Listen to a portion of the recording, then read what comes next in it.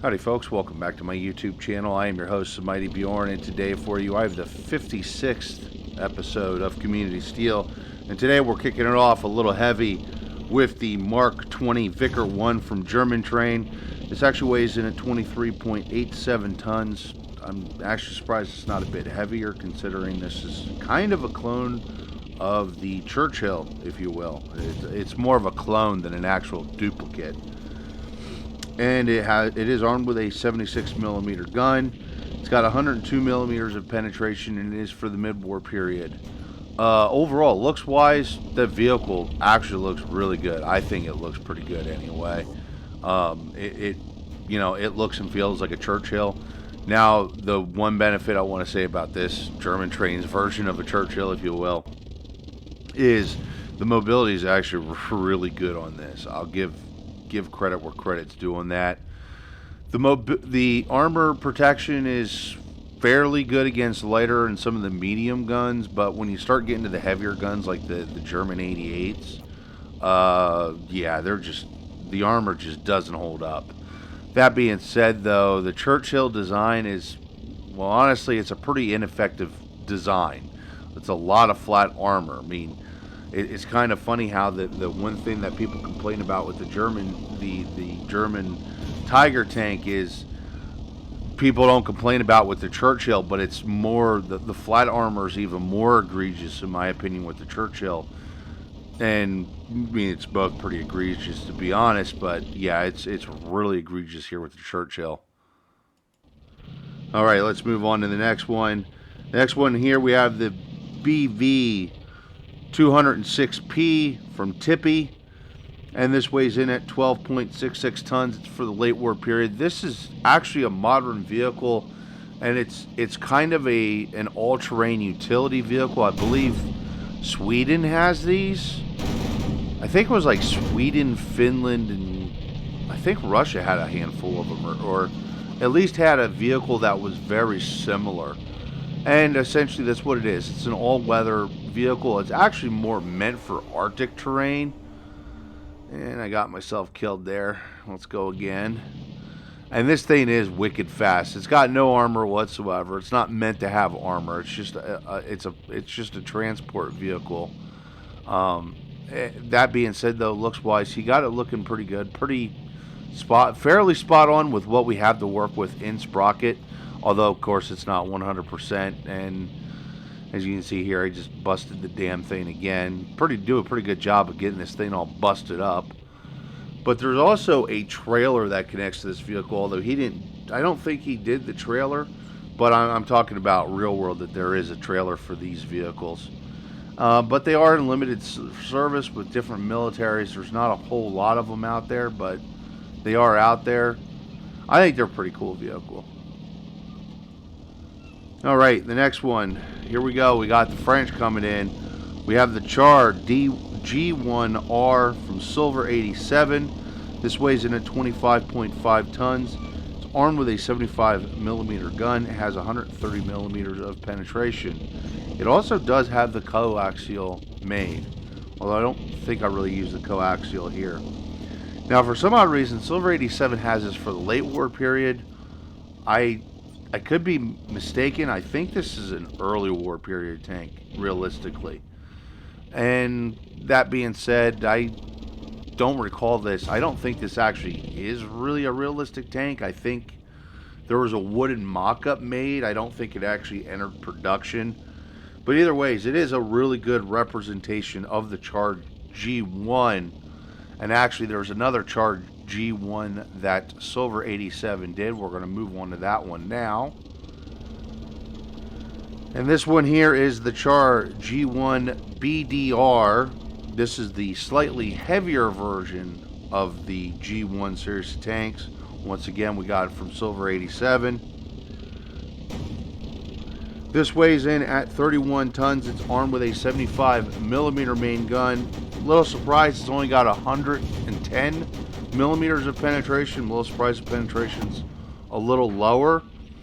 It does have the coaxial MG, and once again, it's for the late war period. And I want to say again that this is an early war period tank, so it's kind of throwing me off on the periods here.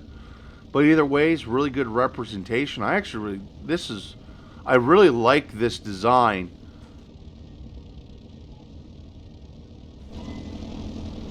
But yeah, so I think it's a pretty well done vehicle. I like how the cupola was done, designed, etc.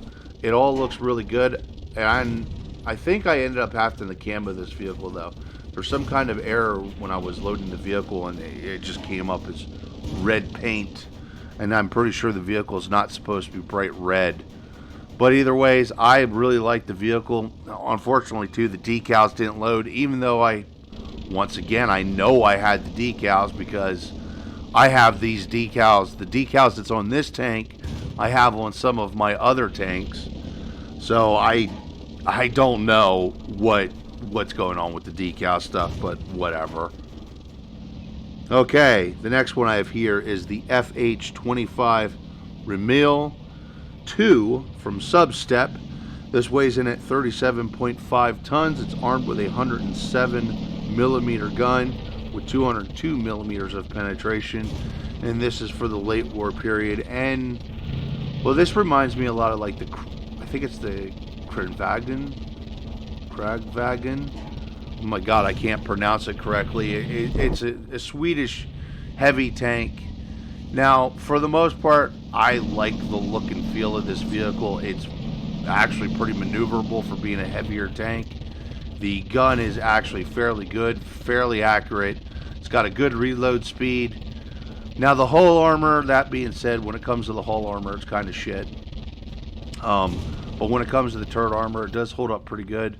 Although there seemed to be kind of like this really weird weak spot in the turret that the AI could find from time to time. It was really weird. I mean, I even had like 37mm light anti-tank guns penetrate this thing.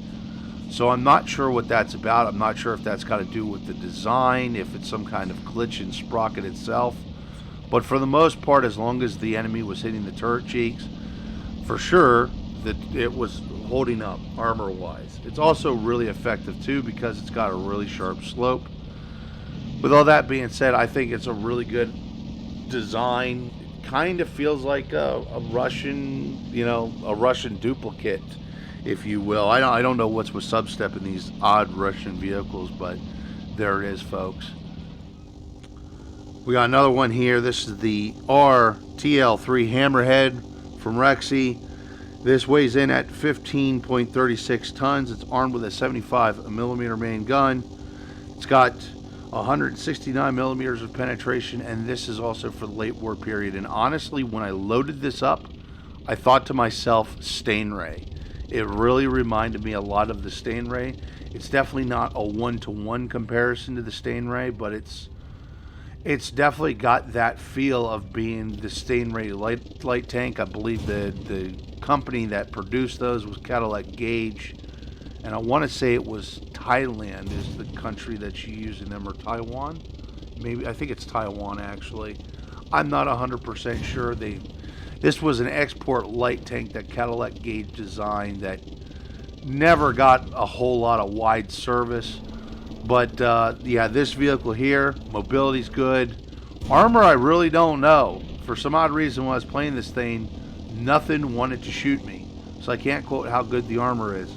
That being said, at 15.36 tons, my guess is the armor is probably absolutely trash. But it's a light tank for sure at that weight. Mobility-wise is good. The gun I found to be fairly good, fairly accurate. And it had the penetration deal with most targets that I was encountering, with a decent reload speed as well. Gun depression is also really good, so I think that's amazing in itself. The only thing I felt really odd about it is even though the tank felt like a Stingray, it's got external fuel tanks. But hey, you know what? External fuel tanks works, gives you a little extra fuel to get to the battle, right? Alright, the final vehicle I have here today is the AMX 13105 from Madamus, and this has a 16.60, this weighs in at 16.60 tons. It is armed with a 105mm main gun, and it's got 205mm of penetration. It is for the late war period. And this thing definitely looks like a one-to-one comparison to an AMX 13-105, even down to how the gun is shaped, as well as how the muzzle brake is shaped. And it even has the searchlight on the roof of the turret, so that actually kind of marks this as an older AMX 105 design. Coloration, yeah, it's got a sandy color to it. It kind of makes sense, I guess. Now, with that being said, mobility is really superb. Armor, I would not rely on the armor on this thing, but with that being said, I kind of rolled into this expecting not that the armor was not going to be reliable because, well, the AMX 13 is a light tank. It's not noted for having reliable armor. However, it is noted for having a really good gun, particularly the 105mm model, which this one actually does have, as well as decent mobility and just being a really cool design. I mean, he's actually designed the oscillating turret, and the oscillating turret actually does work, as you can see here. I think that's actually really good in itself. The reload speed on it is really good for a 105mm gun. That being said, doesn't got a whole lot of options in the way of ammo. He's only got it set up with armor piercing, which actually the AMX 105 would be loading Sabo, but what can I say? Anyway, folks, I'm going to wrap it up today's video at that. Hopefully you all enjoyed it. Thank you very much for tuning in, and have yourself a wonderful day.